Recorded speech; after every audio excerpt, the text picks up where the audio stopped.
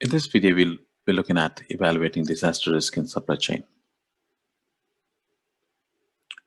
Now, disaster risk can be of two types: super event that affects all suppliers at the same time, unique event that affects one supplier at a time.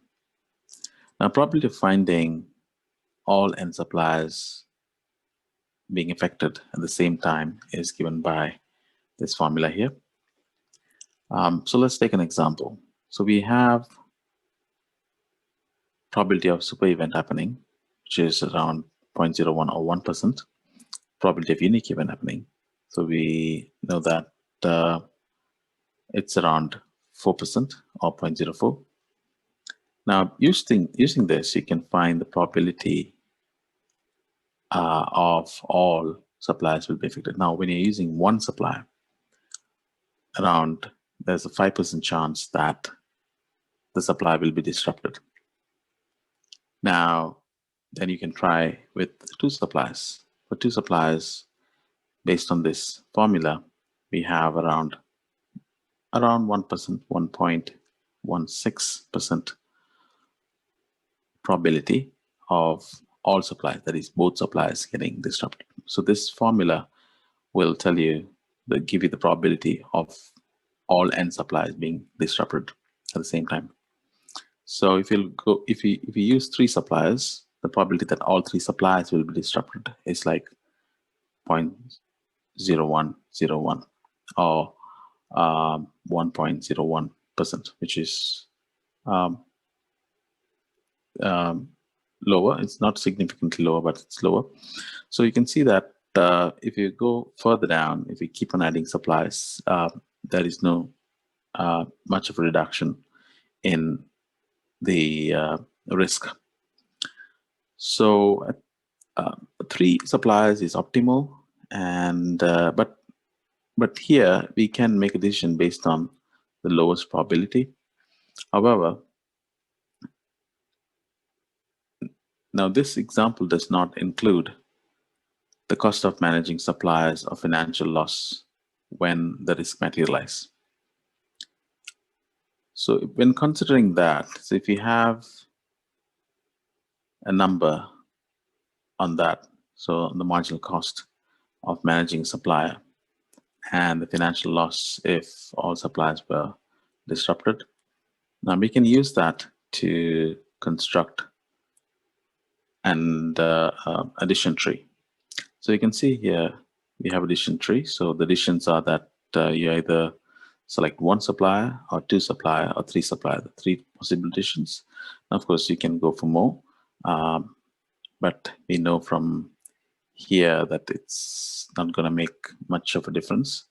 So let's look at 3 different suppliers. So whether you use 1, 2, or 3, there are 2 chance events. So we're looking at the chance of all suppliers failing or getting disrupted. That is fail here, or at least there is no fail. That is there are suppliers to supply you. Okay, not everyone is disrupted. So that's so we know the probability of one supplier failing, so that we have it right over here. So it's around 5%. And so we can find the probability of that supplier not failing, not being disrupted. So that is 1 minus 5%.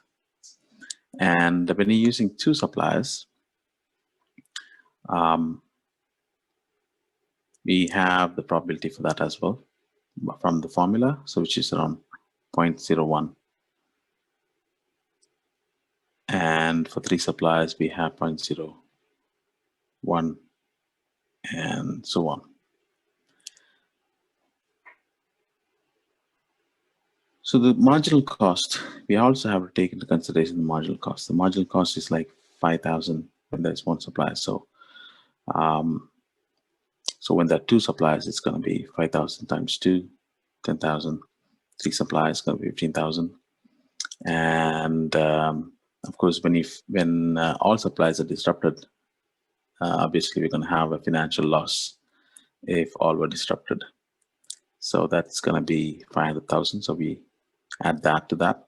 So here we are adding the loss and marginal cost, and then to find the total cost involved if for that particular chance event. And then we are multiplying that by the probability. And then based on that, you can aggregate that to get the expected monetary value. Now, since we are talking about total cost, so we would select the option or decision that has the lowest. So in this case, we would select 2 suppliers because that gives you the lowest expected monetary value. So this is the best number of suppliers to use, 2 suppliers to reduce the risk.